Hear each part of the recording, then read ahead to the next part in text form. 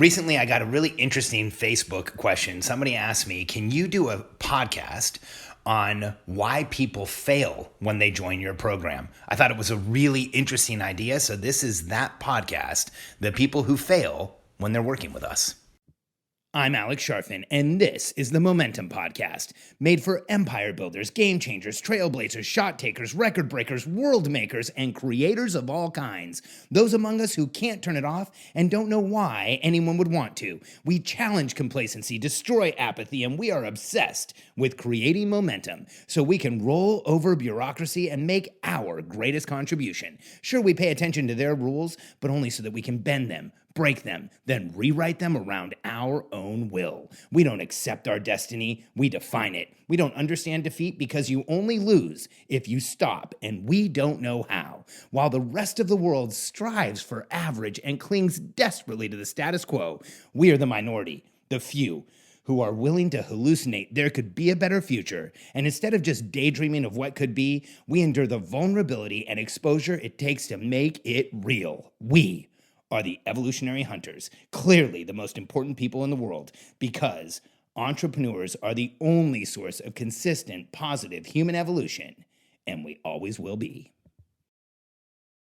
I was really intrigued when I got this question through Facebook. I think the person asking, or I know the person asking it, actually had a genuine interest in understanding in a program like ours, where there's so many people that have experienced phenomenal success, life-changing success. For some of them, they've changed their own lives and the lives of their children and future generations of their family. That's how significant some of the outcomes have been in our programs. We've helped people go to tens of millions of dollars at very high level of profitability, and it doesn't take a long time before that is completely and totally destiny changing.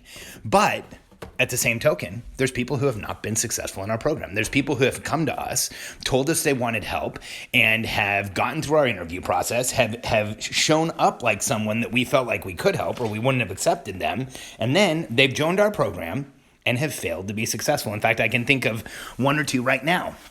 And so at first, I wasn't going to record this podcast because I didn't see any value in it until I started thinking about it. And now I think this could be one of the most valuable podcasts I've ever recorded, because so many entrepreneurs go out and join programs without really understanding why they're doing it, what they're getting, and even more importantly, without creating an intention around the program and without creating the commitment to the program.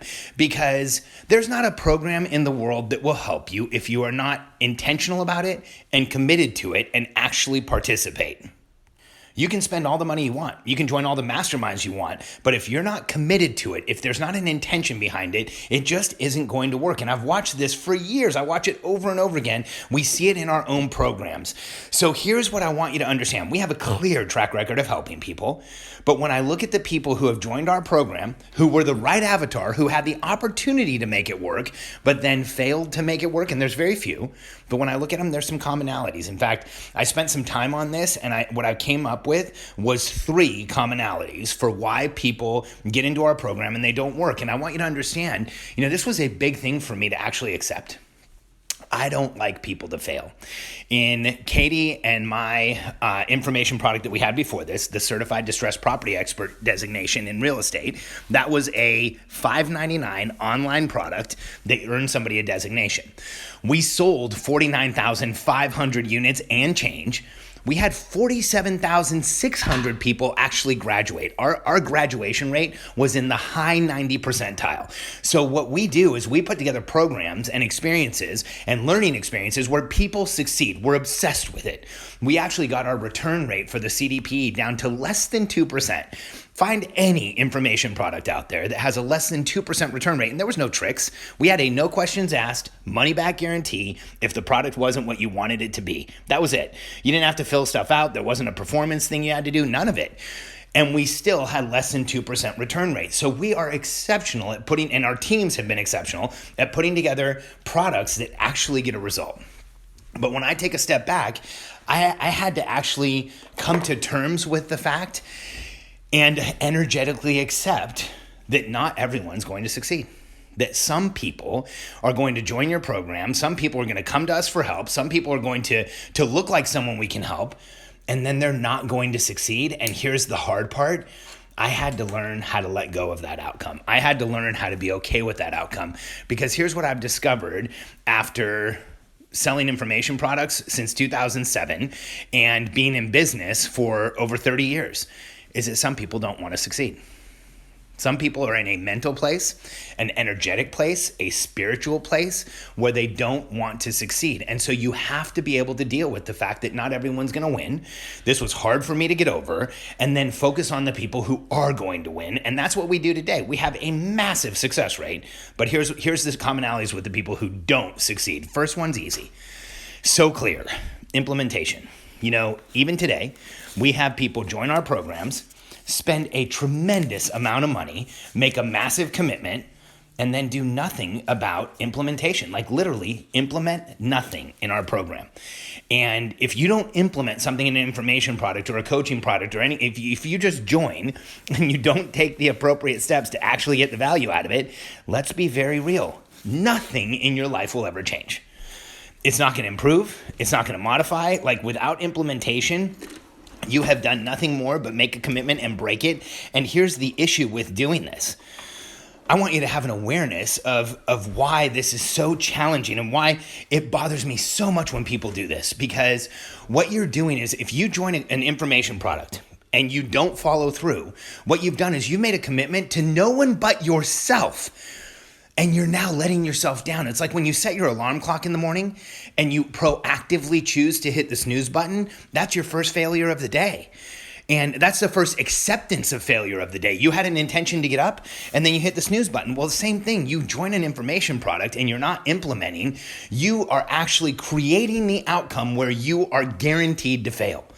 And it's incredibly frustrating for us as an organization, so much so that we ask people on their way in, do you have the time to implement? Are you going to be able to apply these concepts? Do you have the help to implement? Like, we are very careful with who we accept, but still, infrequently, we'll get someone that comes in and is just so committed to being in the place that they are, that they don't implement, they don't participate, they don't actually take advantage of what's there. So that's number one, first and foremost, easiest one to pick off is the people who don't implement. The second one is interesting. I think the second place where we have challenges is, and we've only had this once or twice, is where people are getting way too much advice. We've had people that have joined our mastermind and concurrently joined another mastermind and are working with a personal coach and are working with a finance coach and are working with way too many people because they don't have a large enough business to be getting as much input as they're getting, and they're completely confused and they get paralysis from too much input. And we've watched this, like just too many answers, too much input, too much advice, and they freeze. They actually fail to go in any direction because there's too much input that becomes overwhelming, and that overwhelming input stops you in place. And you can't make a decision. You don't know which direction to go. You end up literally standing in place because there's so many opportunities. And if the people who we've worked with have actually gone out and paid a bunch of different people to give them advice, and the advice doesn't line up perfectly. There's not massive conflicts. I don't think we've ever had massive conflicts with anybody else's advice, maybe once or twice. But most of the time it's similar but different. And that in and of itself causes paralysis. So if you're trying to grow, if you want to move forward, join a program and then commit to it. Don't commit to 5 at once because they will compete with each other and overwhelm you, and you will stay stuck. And now here's the third one. And this one is probably the one that I see most often, is when someone is emotionally stuck in overwhelm. I want you to understand something about stress and overwhelm and fight or flight. It's addictive. Being in fight or flight is addictive. Being in fight or flight is an altered state of consciousness. You have additional adrenals going on. You have a totally different chemical mixture in your body than you would that if you were in a calm state. You are accelerated. There's a rush to it. It actually cuts off some of our processing to be in fight or flight. It narrows perspective. It shortens the future. It brings everything closer and closer. And unfortunately, all of those things are completely and totally addictive to people with our personality type. Being in that emotionally overwhelmed state is addictive. So much so, I'll just use an example to demonstrate this. We work with entrepreneurs that are running businesses that are either multiple hundreds of thousands or in the 7 figures or 8 figures. And what often happens is we have an entrepreneur come to our program because they're overwhelmed and there's too much going on and they can't get everything done every day. And they want to calm the noise and get clear and quit feeling like all the pressure is on them.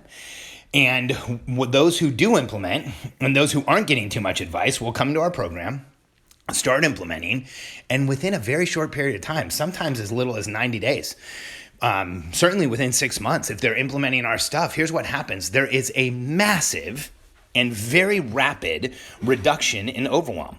There's a reduction in noise. There's a reduction in all the expectations that entrepreneurs is feeling from everyone, or she's feeling from everyone. And here's what we'll often hear. We'll get messages where people say, hey, things are going better now.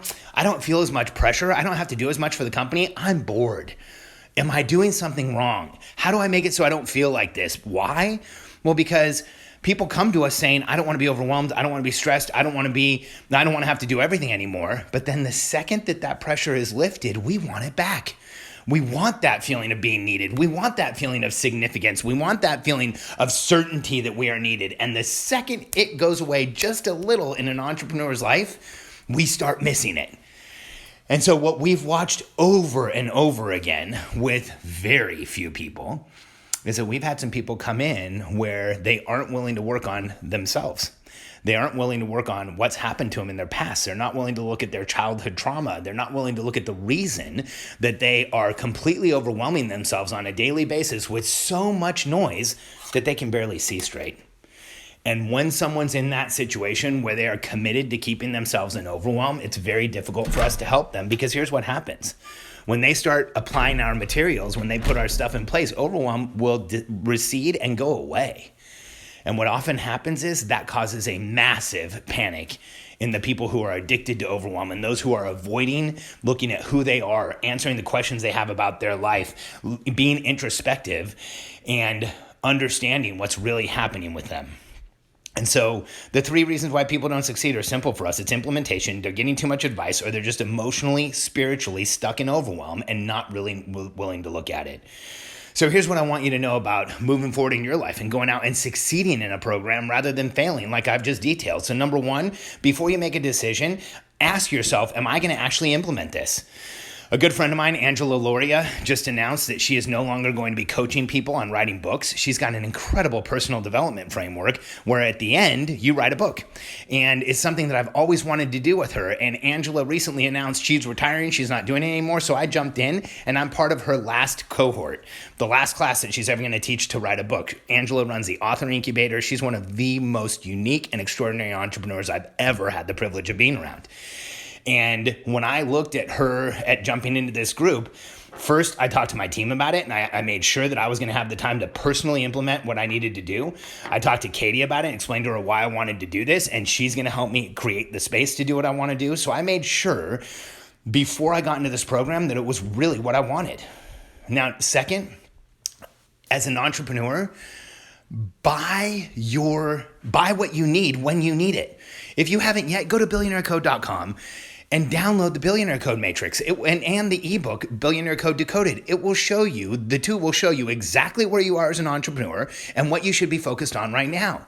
So if you're a $300,000 entrepreneur that needs to generate enough leads so that you can consistently convert them and get to $1 million, you should not be taking classes on how to lead a team, because it's not going to help you right now. You shouldn't be taking classes on advanced leadership, because what you should really be doing is going and absorbing everything you can on lead generation and conversion so you can get to $1 million, then $2 million, then $3 million, and then start talking about having a team.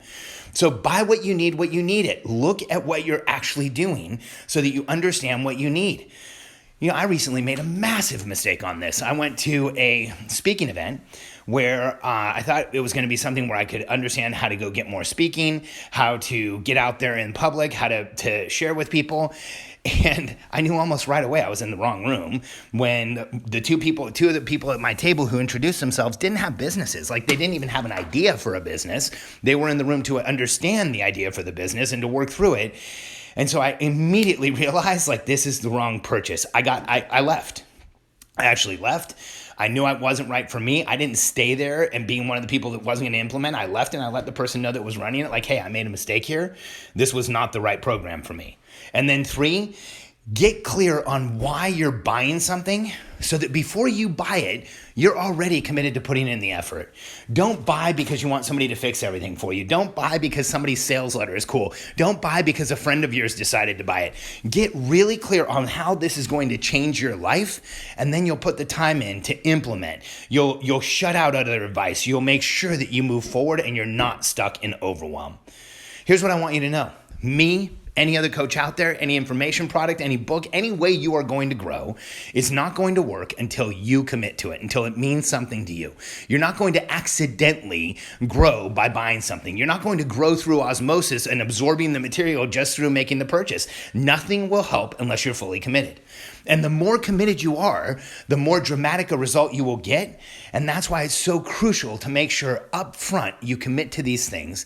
You know that you want what you're buying. You know you have the time for implementation, and you're actually going to grow. Like I said before, if you haven't yet, go to the Billionaire Code or go to billionairecode.com and download a copy of the Billionaire Code. And the Billionaire Code Decoded, our ebook that explains the 9 levels you go through from 0 to $100 million as an entrepreneur, and what you should be focused on at each level so that there's never any confusion and you know exactly how to grow at the maximum rate. Go to billionairecode.com, check out our free report, The Billionaire Code Decoded. Do me a favor. If you end up doing this, share on social what you think. Let me know and tag me. I'd love to get your feedback, see how the Billionaire Code Decoded works for you, and understand how you're going to apply what you downloaded. billionairecode.com.